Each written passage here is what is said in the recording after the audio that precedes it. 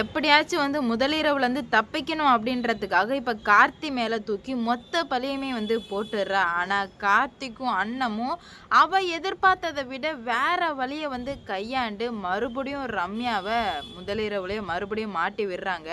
மாட்டி விட்டதுமே வந்துட்டு இவ கோவம் தாங்க முடியாமல், ஏன்னா என்னென்னவோ பண்ணி பார்த்தா கடைசியில் இந்த முதலிரவு நடந்தே ஆகணும் அப்படின்ற ஒரு தீர்மானத்துக்கு வந்ததுனால இந்த ரம்யாவுக்கு கோவம் தாங்க முடியாமல் சரவணனோட கழுத்தை பிடிச்சி, உனக்கெல்லாம் ஒரு முதலிரவு ஒன்று கேடாடா அப்படின்னு சொல்லிட்டு கழுத்தை பிடிச்சி நெரிக்கவுமே இதை செண்பகம் பார்த்துடுறாங்க. பார்த்ததுமே இப்போதாங்க மொத்த உண்மையுமே வந்து செண்பகத்துக்கு தெரிய வருது. தெரிய வந்ததுமே வீட்டை விட்டே வெளியே போடி அப்படின்ற மாதிரி அடித்து துரத்துறாங்க. அது மட்டும் இல்லாமல் நம்ம அண்ணமும் கார்த்திக்கும் என்ன பண்ணி இந்த ரம்யாவை மாட்டி விட்டாங்க அப்படின்னு சொல்லிட்டு தாங்க இந்த வீடியோவில் நம்ம இப்போ பார்க்க போகிறோம். என்ன நடந்துட்டு இருக்கு அப்படின்னு பார்த்தீங்கன்னா, சும்மா சொல்லக்கூடாதுங்க, ரம்யாவும் போராடுறா. 100க்கு 200 வரை வந்து போராடுறா. எப்படியாச்சும் இந்த முதலிரவை தடுத்து நிறுத்துறதுக்காக. கடைசியில் கார்த்திக் கிட்ட வந்து நிற்பா அப்படின்னு சொல்லிட்டு கொஞ்சம் கூட வந்து எதிர்பார்க்கவே இல்லை. ஏன்னா ஒரு வாட்டியுமே வந்து இவ பிரச்சனை எவ்வளோ பண்ணாலும் அது அண்ணத்து மேலே தான் வந்து பழி போய்கிட்டே இருக்கும். ஆனால் இப்போது கார்த்திக் மேலே வந்து மாற்றி விட்டுட்டா. அதனால் வந்துட்டு எப்படியாச்சும் வந்துட்டு கண்டிப்பாக அண்ணன் தம்பி அடித்து நிற்பானுங்க, முதலிரவு நின்றுடும் அப்படின்ற மாதிரி ரம்யா யோசித்து பண்ணா. ஆனால் வந்து அண்ணன் முன்னாடியே கார்த்திக் கிட்ட சொல்லி வச்சுருந்தாங்க, சின்னத்தான் நம்ம பண்ணுற விஷயத்தினால கோவம் வந்தாலும் நம்ம பண்ண போகிற விஷயத்தினால ரம்யா தான் பாதிக்கப்படணுமே தவிர நம்மளோ நம்ம குடும்பமும் பாதிக்கப்படக்கூடாது அப்படின்ற மாதிரி சொல்லும்போது, இப்போ கார்த்திக் மேலே பழிய தூக்கி போடும் என்ன பண்ணுவாங்க, கார்த்திக்கும் சரவணனும் அடிச்சு நிற்பாங்க. அப்போ தான் வந்து கார்த்திக் ஈஸியாக வந்து சொல்லிட்டு போயிடுறாருங்க. இப்போ என்னை மன்னிச்சிடுறா சரவணா, நான் வந்து தெரிஞ்சுலாம் பண்ணல, நான் வந்து எங்களுக்குள்ளே வந்து இருட்டில் நாங்கள் இருந்தால் நல்லாயிருப்போம்னு சொல்லிட்டு தான் வந்து அப்படி பண்ணேன், அன்னத்தை ஏமாத்துறதுக்காக தான் அப்படி பண்ணேன், நான் மன்னிச்சிடுறா சரவணா அப்படின்னு சொல்லிட்டு கார்த்திக் வந்து ஒத்துக்கிறாரு. உடனே ரம்யாவுக்கு ஒன்றுமே புரியல, என்ன இவன் ஒத்துக்கிறான் அப்படின்ற மாதிரி சொல்லி ரொம்ப வந்து குழம்பி போயிடுறாங்க ரம்யா. அப்போ தான் வந்துட்டு ரம்யாவோட முகத்தை பார்த்து வீட்டில் உள்ள 3 பேரும் சந்தோஷப்படுறாங்க.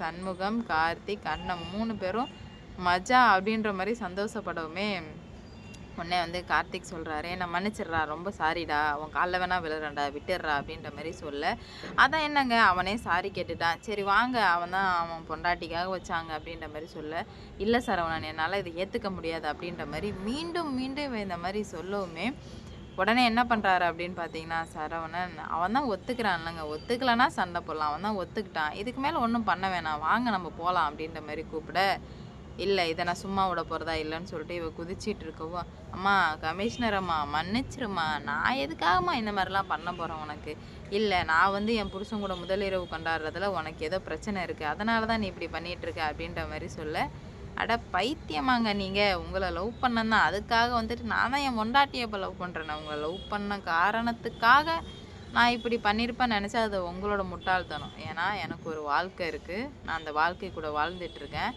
இந்த சமயத்தில் வந்து உங்கள் வாழ்க்கைக்கு எடுத்து நம்ம 2 பேர் என்ன வாழவா போகிறோம், இல்லை வாழ தான் முடியுமா, எதுவுமே பண்ண முடியாது, தலை விதி தான், தலை விதியை ஒருபோதும் என்ன செஞ்சாலும் மாற்றவே முடியாது. அப்படி இருக்கும்போது நான் எப்படிங்க இந்த மாதிரி பண்ணுவேன், மன்னிச்சிருங்க அப்படின்ற மாதிரி சொல்லிட்டு வெளியே வந்துடுறாங்க. அந்த பிரச்சனையிலேருந்து வெளியே வந்துடுறாங்க. வந்தது மட்டும் இல்லாமல் இன்னும் பல பிரச்சனைகளை எப்படியாச்சும் வந்து சரி பண்ணணும் அப்படின்றதுக்காக கார்த்திக் வந்து பிரச்சனையே வேணான்னு சொல்லிட்டு அண்ணத்தை கூட்டிட்டு வெளியே வந்துடுறாங்க. வந்ததுமே இவளுக்கு ஒன்றுமே புரியல, என்னடா இது மறுபடியும் மாட்டிக்கிட்டோமா, எத்தனை வாட்டி நம்ம சமாளிக்கிறது இந்த முதலிரவுலேருந்து வெளியே வர்றதுக்கு அப்படின்னு சொல்லிட்டு ரம்யாவோட நிலமை ரொம்பவே வந்து கொடுமையாக இருக்குங்க. தேவைதான் இந்த மாதிரி பழி வாங்கணும், ஒரு குடும்பத்துக்குள்ளே பழி வாங்கணும்னு வந்து இந்த மாதிரி நிற்கிறது கண்டிப்பாக ஒரு தேவைதாங்க. ஏதோ சந்தர்ப்ப சூழ்நிலையால் கார்த்திக்கும் அண்ணத்துக்கும் கல்யாணம் ஆகிடுச்சு, கோபம் இருக்கும் தான், இல்லைன்னு சொல்லலை, அந்த கோபத்துக்கு எவ்வளோ பழி வாங்கியாச்சு, என்னென்னவோ பண்ணியாச்சு, பழி வாங்கிறது மட்டுமே வந்துட்டு குறிக்கோள் கிடையாது, அவங்களோட சூழ்நிலை வேறு யாரையா கல்யாணம் பண்ண வேண்டிய வந்துடுச்சு, வேணும்னே வந்து பண்ணலை, அதனால் வந்துட்டு அதை ஏற்றுக்கிட்டு வேறு வாழ்க்கைக்குள்ளே போயிருந்தா மட்டும்தான் இது சரி வந்திருக்கும். இல்லை நான் அவனோட வாழ்க்கையை அழிப்பேன் அப்படின்னு சொல்லிட்டு உள்ளே வந்தால் இந்த மாதிரி தான். அதுவும் வந்துட்டு கார்த்திகை நினச்ச மனசில் வேறு யாருக்குமே நினைக்க விருப்பம் இல்லை. ஆனால் இப்போது முதலிரவு கொண்டாடுறதுக்கு போராடிட்டு இருக்காங்க. அப்படி இருக்கும் சமயத்துல தான் எனக்கு இப்போ வாங்க நம்ம போலாம். எனக்கு முதலிரவு நடந்தே ஆகணும் அப்படின்ற மாரி சரவணன் சொல்ல, உடனே ரம்யாவுக்கு கோவம் வந்து, "டேய் உனக்கு சொன்னா புரியாதா? எவ்வளோதான் நானும் பண்றது? மீண்டும் மீண்டும் என்ன முதலிரவு முதலிரவு முதலிரவுன்ன உனக்கு அறிவு இல்லையா?" அப்படின்னு சொல்லிட்டு பயங்கரமா வந்து பேசிடுறாங்க. ஷாக்கும் ஆயிடுறாங்க. சும்மா பிராங்க் பண்ணாதீங்க வாங்க அப்படின்ற மாதிரி கையை பிடிச்சி இழுக்கவுமே இந்த ரம்யா என்ன பண்ணுறாங்க அப்படின்னு பார்த்தீங்கன்னா, கழுத்தை பிடிச்சி உன்னை கொன்னுடுவேன், நான் இருக்கிற கோவத்துக்கு உன்னை கொன்னே போட்டுருவேன், மரியாதையாக இங்கேருந்து போயிடு அப்படின்ற மாதிரி சொல்லவுமே சரவணனுக்கு ஒன்றுமே புரியல. என்னடா நடக்குது இங்கே அப்படின்னு சொல்லிட்டு சரவணன் குழப்பத்தோடையே, இல்லை இது எல்லாமே நீங்கள் பொய் சொல்கிறீங்கன்னு சொல்லவுமே, இதில் என்ன பொய் சொல்ல இருக்குது சரவணன், ஏன் உங்களுக்கு புரிஞ்சிக்க மாட்டீங்கன்னு சொல்லவுமே செண்பகத்துக்கும் வந்துடுது. என்னம்மா என் பிள்ளைய கழுத்தை பிடிச்சி தூக்குற, என்ன இப்போ என்ன ஒன்றும் தப்பாக தொட்டானா?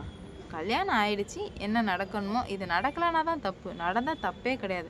அப்படி இருக்கும்போது என் பிள்ளைய நீ இப்படி எப்படிம்மா ட்ரீட் பண்ணலாம் அப்படின்ற மாதிரி கேட்குறதுக்கு,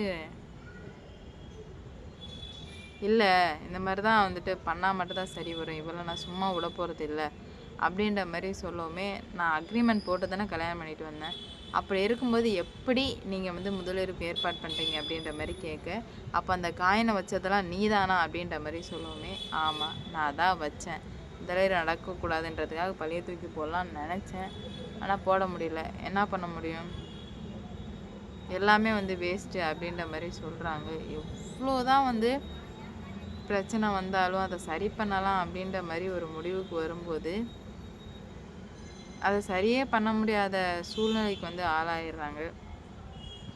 நான் என்ன தான் பண்ண முடியும், என்னால் ஒன்றுமே பண்ண முடியல அப்படின்ற மாதிரி சொல்லி முடிச்சிடுறாங்க. உன்னை நம்பி இப்போ உன்னை தாலி கட்டினதுக்கு என் பிள்ளையோட வாழ்க்கை என்னம்மா அப்படின்ற மாதிரி சொல்ல, அதெல்லாம் எனக்கு தெரியாது, நீங்கள் தானே வந்துட்டு அக்ரிமெண்ட்டுக்கு ஒத்துக்கிட்டு கல்யாணம் பண்ணீங்க, அப்போ நீங்கள் அனுபவிச்சு தான் ஆகணும் அப்படின்ற மாதிரி சொல்லும்போது ரொம்ப வந்து ஃபீல் பண்ண ஆரம்பிக்கிறாங்க. செண்பகம் நம்மளோட பிள்ளையோட வாழ்க்கையை நம்மளே வந்து அழிச்சிட்டோமே அப்படின்ற மாதிரி இப்போ தான் வந்து அவங்களுக்கு புரிய வருது. புரிய வந்தாலும் என்ன பண்ணுறது ஏது பண்ணுறதுன்னு சொல்லிட்டு அவங்களுக்கு சுத்தமாக புரியல. நானே என் பிள்ளையோட வாழ்க்கையை அழிச்சிட்டேனே அப்படின்னு சொல்லிட்டு ரொம்ப வந்து வருத்தப்பட்டுட்டு இருக்காங்க. இது எல்லாத்தையும் சரி பண்ண முடியுமா, இல்லை எப்படி சரி பண்ண போகிறாங்கன்னு சொல்லிட்டு வெயிட் பண்ணி பார்க்கலாம். ஒரு வாட்டியும் பிரச்சனைகள் எல்லாமே வந்து வேறு விதமாக போகும்போது எல்லாமே வந்து இவளே தானா இழுத்து இழுத்து பிரச்சனை பண்ணிக்கிட்டா, இப்போ என்ன நடக்க போகுது ஏது நடக்க போகுது அப்படின்னு சொல்லிட்டு வெயிட் பண்ணி பார்ப்போம். கண்டிப்பாக வந்துட்டு இவ்வளோ பெரிய பிரச்சனையில் ரம்யா போய் சிக்குவா அப்படின்ற மாதிரி எதிர்பார்க்கவே இல்லை. ஏன்னா அக்ரிமெண்ட் போட்டு தான் கல்யாணம் பண்ணுறோம், அதனால் ஒன்றும் ஆகாதுன்னு நினச்சா, ஆனால் வந்து ரெண்டுமே வந்து ஃப்ராடுங்க தான், அதனால தான் இந்த அளவுக்கு வந்து போய் நிற்கிது. என்ன பண்ண போகிறாங்க ஏது பண்ண போகிறாங்க அப்படின்னு சொல்லிட்டு வெயிட் பண்ணி பார்க்கலாம்.